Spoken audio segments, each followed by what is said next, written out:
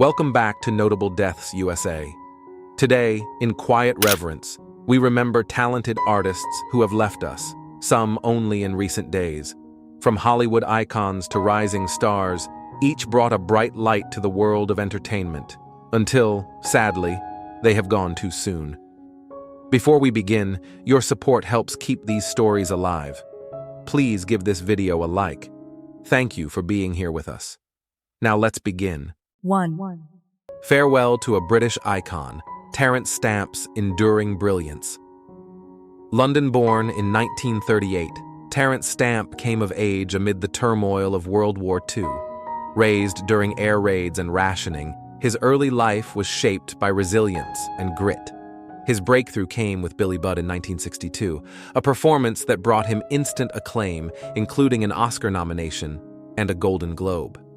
Over the next 20 years, he became a fixture in international cinema, embodying the elegance and restlessness of the swinging 60s in The Collector, Teorema, and Far from the Madding Crowd. Then came 1978, when Stamp's chilling portrayal of General Zod in Superman redefined villainy for a new generation, making him a pop culture icon even without formal accolades. Never one to be typecast, he took on the role of Bernadette in The Adventures of Priscilla, Queen of the Desert in the 1990s, an emotionally rich performance that colleagues called fearless and deeply human. He kept working well into his 80s, with his last screen role in Last Night in Soho, 2021, directed by Edgar Wright.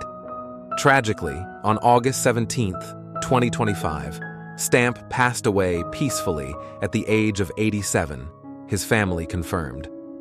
No cause was given. He is remembered not only for his unforgettable roles, but for the quiet introspection he brought to them all.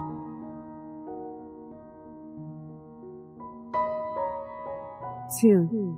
Gene Hackman, the reluctant star, who redefined American grit.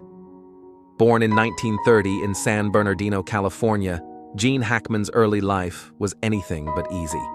After his father walked out when he was just 13, young Gene turned inward, later joining the Marine Corps at 16 in search of direction. That quiet determination became the foundation of his acting, portraying ordinary men with extraordinary complexity. He found his breakthrough in Bonnie and Clyde, 1967, earning critical acclaim and his first Oscar nomination.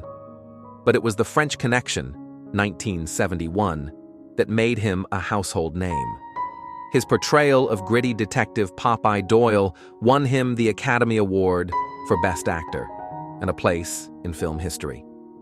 In 1992, he captured his second Oscar for Unforgiven, masterfully blending menace and vulnerability in a role that few could carry with such subtle force. Though he stepped away from acting in 2004, Hackman remained creative, turning to painting and writing in his quiet years.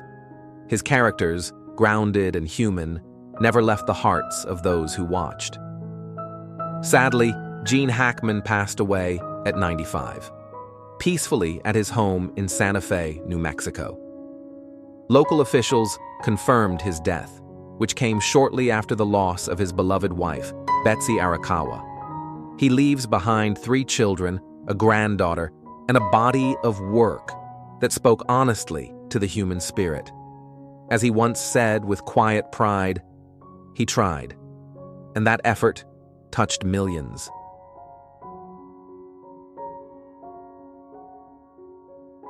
3. Loni Anderson, grace, grit, and glamour in her own terms. Born in 1945 in St. Paul, Minnesota, Loni Anderson began her journey in beauty pageants and regional theater, long before Hollywood took notice. With striking looks and natural charm, she quickly captured attention, but it was her intelligence and wit that carved her lasting place in television history. Her breakout came in the late 1970s as Jennifer Marlowe on CBS's WKRP in Cincinnati. The role, elegant and razor-sharp, earned her 2 Emmy nominations and 3 Golden Globe nods. More importantly, it flipped the dumb blonde trope on its head. As co-star Gary Sandy reflected, she knew her value, on screen and off. She was never just the joke. Behind the posters and red carpet glitz was a determined actress who took charge of her image and chose her path with care. She later appeared in numerous made-for-TV films and embraced nostalgia with ladies of the 80s on Lifetime. Her memoir, My Life in High Heels, 1995, became a New York Times bestseller, cementing her voice beyond the screen. On Sunday, August 3, 2025, Anderson passed away peacefully at age 79 in a Los Angeles hospital after a long illness, surrounded by those closest to her. She is survived by her husband Bob Flick, her children Deidre and Quentin, and 4 beloved grandchildren. A life lived with light, laughter, and fierce independence.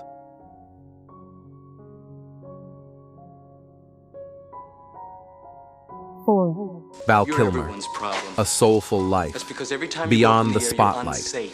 Born in Los Angeles on December 31, 1959, Val Kilmer showed promise from an early age.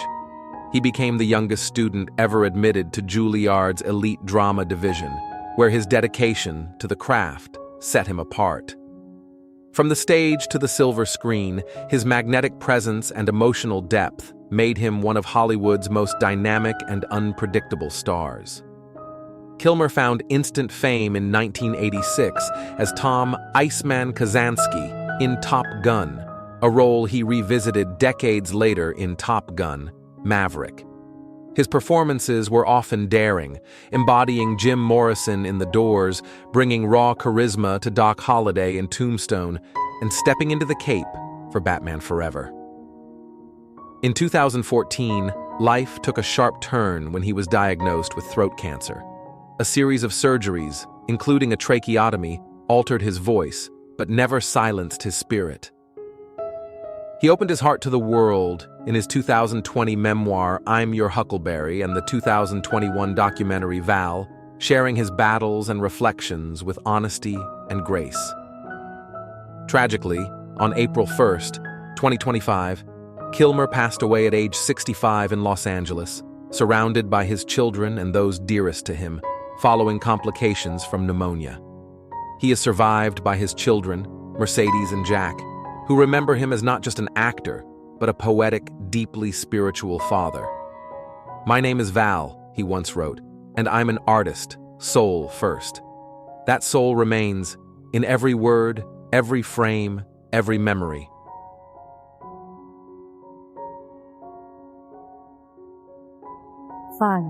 Malcolm-Jamal Warner, a steady light in art and life. Born on August 18, 1970 in New Jersey, Malcolm-Jamal Warner stepped into the spotlight early, earning national attention as Theo Huxtable on The Cosby Show. His grounded, natural presence made the character feel like someone we knew, funny, flawed, and full of heart. That performance earned him a Primetime Emmy nomination and a lifelong place in television history. But Warner's creativity reached far beyond sitcom fame. Over the next 4 decades, he grew into a multi-dimensional artist, working as a director, musician, poet, and advocate. He took home a Grammy Award in 2015 and helped elevate spoken word into the mainstream. In 2023, he co-created the podcast Not All Hood, giving voice to complex truths about identity, growth, and grace. Known for his calm strength and unwavering principles, Malcolm was also a deeply devoted husband and father. His friends often spoke of his quiet wisdom and his commitment to doing good, on and off the stage. Tragically, on July 21, 2025, Warner died at age 54 while on vacation in Costa Rica, after being caught in a powerful rip current at Playa Cocos. Though a doctor bravely pulled him from the water, he was pronounced dead at the scene. His daughter was confirmed safe on shore. Malcolm-Jamal Warner leaves behind not just a body of work, but a spirit defined by kindness, clarity, and integrity. For all who saw themselves in his voice, his absence will be deeply felt. and his light never forgotten.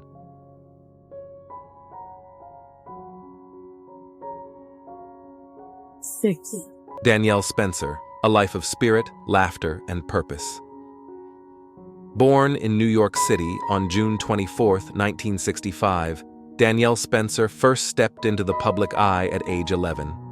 She became a household name as Dee Thomas on the beloved sitcom What's Happening?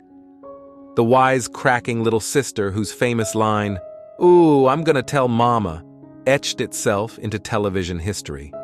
Her timing, charm, and spark made her unforgettable. But Spencer's story was never just about childhood fame. In 1977, she survived a devastating car crash that claimed her stepfather's life and left her in a coma. The long recovery, including emergency brain surgery years later, would test her resilience, but never break her. Fueled by determination, she followed a new path, earning her veterinary degree in 1993.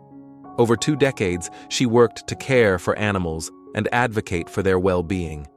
In 2014, she became the first former child star honored by the Smithsonian's National Museum of African American History and Culture, an acknowledgement of both her cultural impact and personal strength. Tragically, Danielle Spencer passed away at age 60 on August 11, 2025, following a long battle with cancer.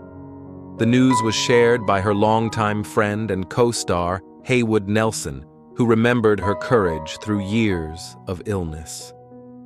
She is survived by her mother, Cheryl, and her brother, Jeremy. Spencer's legacy lives on in the laughter she sparked, the lives she touched, and the quiet power of a woman who turned hardship into healing.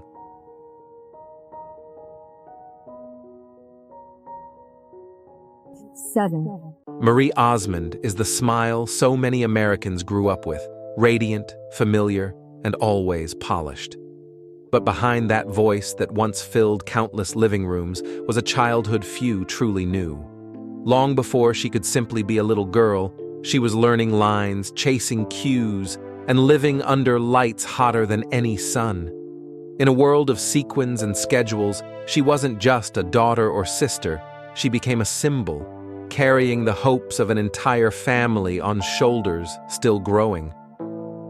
She mastered applause before she understood rest, wore perfect grace while still learning her own name.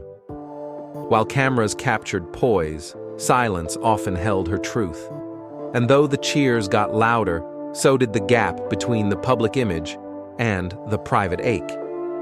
Life, as it always does, came with trials no spotlight could soften, especially the kind that tests a mother's soul more than any career ever could.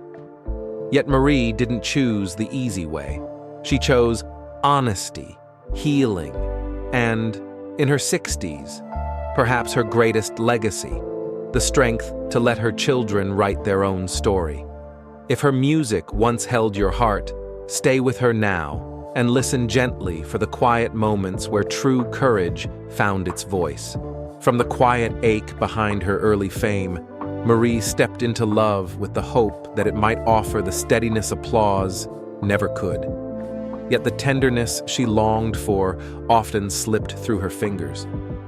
What came instead was a string of beginnings that never found their lasting place. On stage, she sang of devotion, but behind the scenes, her heart kept searching for something solid, something that wouldn't leave. In the late 1970s, she felt drawn to Michael McDonald, moved by his steady calm and soulful spirit. Though they never became a couple, she would remember the affection with quiet fondness. Not long after came Andy Gibb, sweet, troubled, and briefly hers. Their love flared brightly, but fame and personal demons pulled them apart too soon.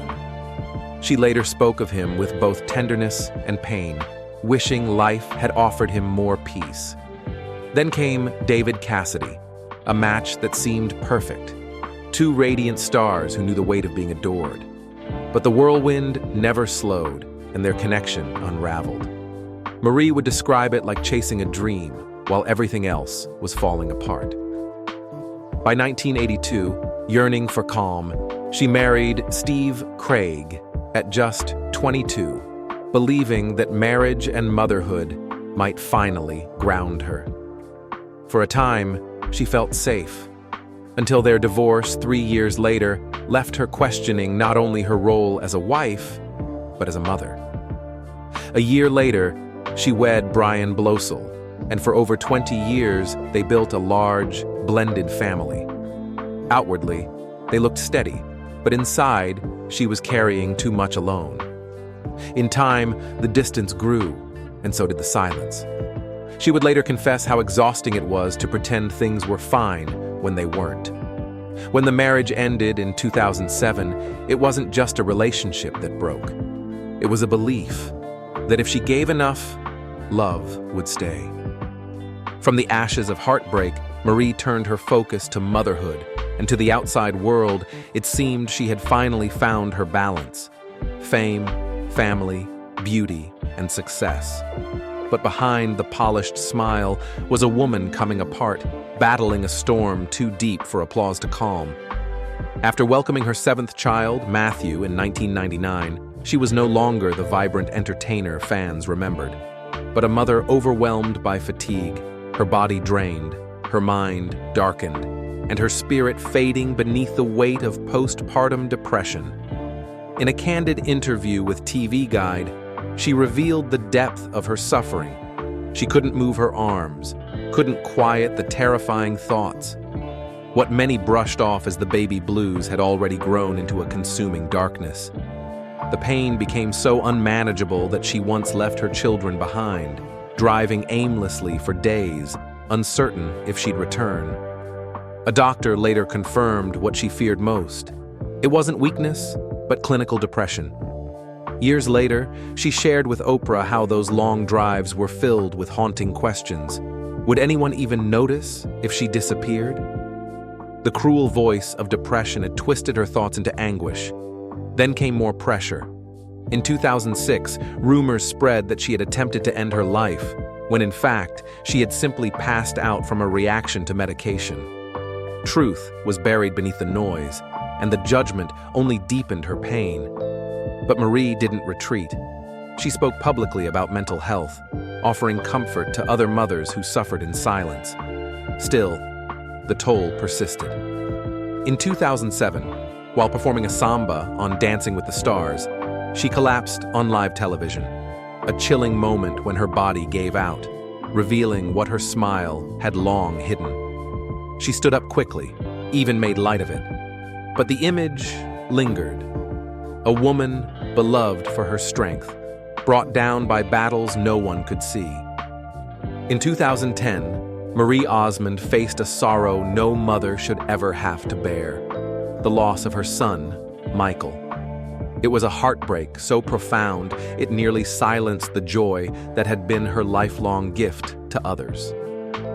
On a cold night in February, preparing to go on stage with Donnie, she noticed a missed call from her 18-year-old son. She didn't yet know it would be the last time his name would appear on her screen.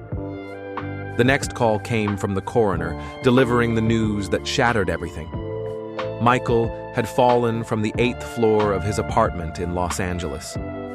His death was not the result of recklessness, but the crushing silence of depression. Though he had once promised Marie he would never take such a step. Mental illness often hides behind brave smiles. The note he left behind spoke of pain she hadn't seen, of bullying, despair, and a loss of hope. She later called his words the final echo of a soul she loved deeply. In the days that followed, she barely ate or slept, lost in a haze of grief. But just days later, she stepped back on stage, not out of strength, but to keep from collapsing under the weight of her sorrow. Speaking to Oprah, she shared how dark those days became, admitting she sometimes thought about leaving life behind. But she explained what she truly longed for wasn't death. It was simply for the pain to stop. Her home was left in silence, her children shaken. Yet, from that depth of loss, Marie made a choice. She began speaking out about mental health and bullying, sharing Michael's story so others might feel less alone.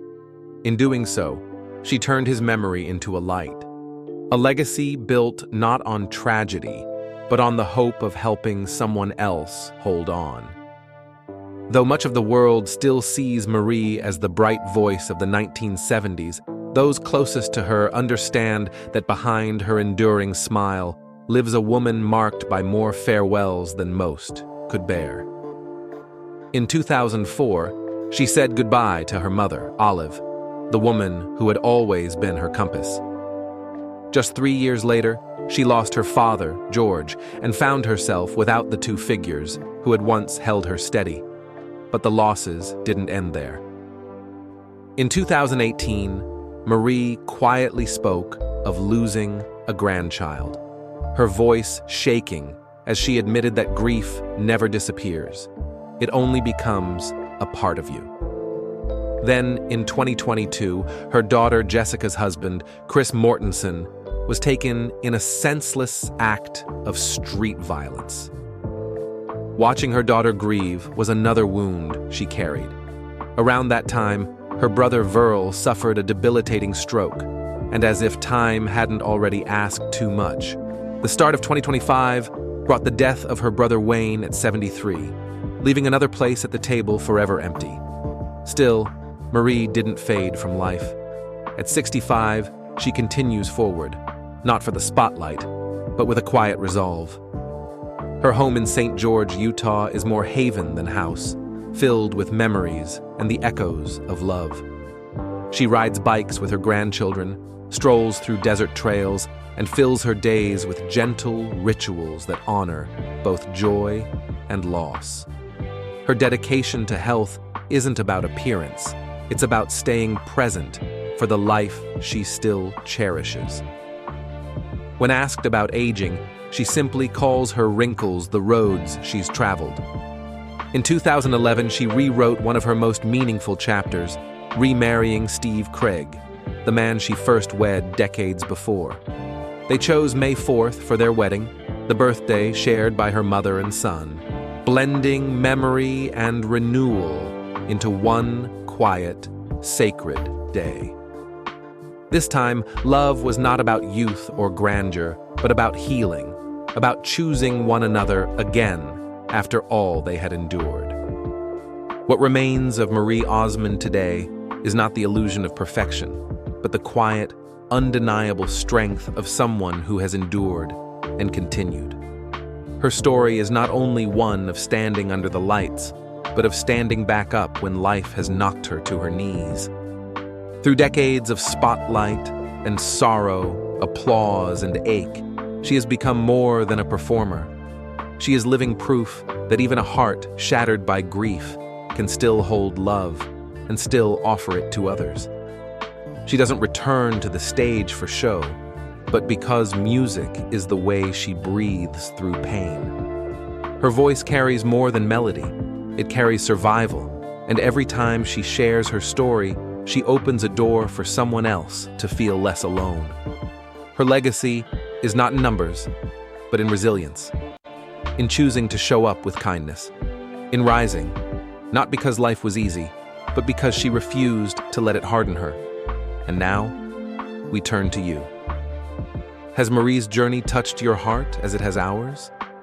Perhaps you've felt the quiet weight of grief or found strength in second chances. If so, we invite you to share your thoughts, memories, or even a prayer in the comments. Your voice may be exactly what someone else needs to hear.